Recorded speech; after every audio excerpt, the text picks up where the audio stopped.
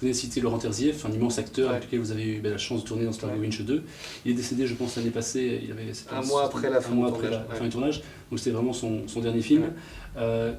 Comment est-ce que vous décririez cette rencontre avec Laurent Terzieff et qu'est-ce qu'il a apporté au jeu de ses partenaires à l'écran? Ah, écoutez, évidemment, c'est un acteur de génie, Laurent Terzieff.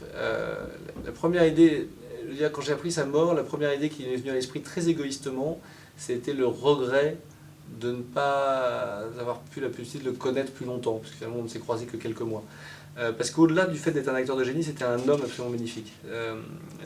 D'une d'une intelligence, d'une finesse, d'une érudition incroyable, et en même temps d'une ouverture d'esprit formidable. C'est ce qui fait, d'ailleurs, je pense qu'il a accepté un film comme Largo, là où tant d'autres auraient refusé parce que trop commercial, parce que trop loin de son univers. Lui, il avait vraiment conscience qu'il y avait plusieurs manières de raconter les histoires. Et je pense que bon, ça me touche d'autant plus que je sais qu'il se savait malade. Et il a accepté d'incarner ce personnage qui lui-même est malade, lui-même est en fin de vie, comme un clin d'œil. Et je pense que même chez lui, accepter finalement de quitter la scène par un film qui est à l'opposé de toute sa carrière, enfin, je veux dire, il y a une ironie et un clin d'œil qui était quasiment voulu chez lui et que je trouve assez touchant. Alors, vous parlez de Laurent Terzieff, on a parlé de Laurent Terzieff, pardon. Vous avez également dirigé Ulrich tout court, si je ne m'abuse, Sharon Stone, Ouais. Sisley évidemment.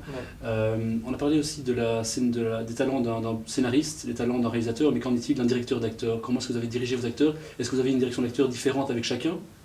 Alors oui, je pense qu'il n'y a pas de règle sur la direction d'acteur, je pense qu'il faut s'adapter à chaque acteur. Moi, je pense que mon travail, c'est d'essayer de donner à l'acteur ce dont il a besoin pour travailler dans les meilleures conditions possibles. Je suis comme quelqu'un qui recevrait des gens à dîner et j'essaye de mettre les acteurs à l'aise pour qu'ils donnent le meilleur d'eux-mêmes.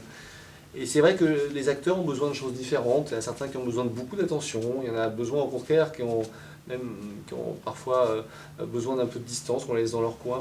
Il n'y a pas une règle.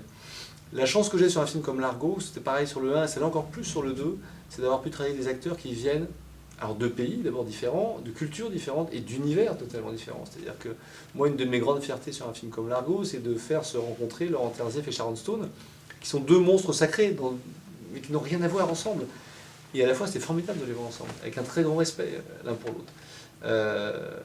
Et ça, j'adore ça. Voilà. C'est un vrai grand plaisir de travailler avec tous ces acteurs. Ulrich Tucker est un acteur formidable aussi, et qui m'apprennent à moi beaucoup de choses, qui amènent beaucoup de choses.